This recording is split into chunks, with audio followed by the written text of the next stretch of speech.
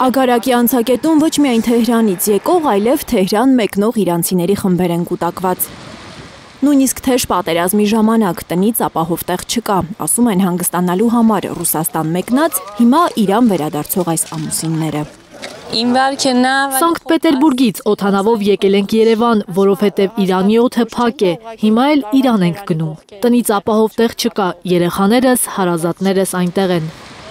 Գիտեն, հենց Թեհրան վերադառնալը ռիսկային է, դրա համար այլ քաղաքում կապաստանեն, ժամանակավոր, բայց Իրանի սահմաններում։ Հայրենիքը չեն լքել ոչ մի պատերազմի ժամանակ։ Այս պատերազմը արթնացրեց մեր ազգային ոգին, բոլորն իրար օգնում են, նույնիսկ իրար անծանոթ մարդիկ։ Իրան են վերադառնում Հայաստան խոպան եկած այս տղաները, Կապանի շիկահող գյուղում էին աշխատում, բայց սիրտները չի տալիս, ոնց մնան այստեղ, երբ իրենց հայրենիքը իսրայելական ռումբերի տակ է։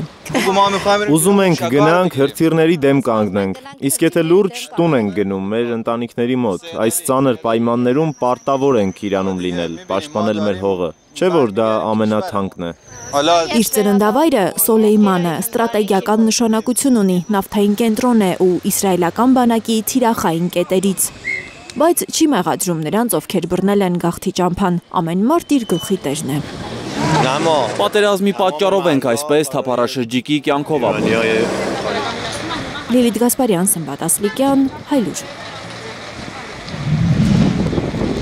Հայաստանում և աշխարհում տեղի ունեցող իրադարձությունների մասին առաջինն իմանալու համար բաժանորդագրվեք մեր ալիքին, սեղմեք զանգակը, որ բաց չթողնեք ամենահրատապը, ամենակարևորն ու հետաքրքիրը։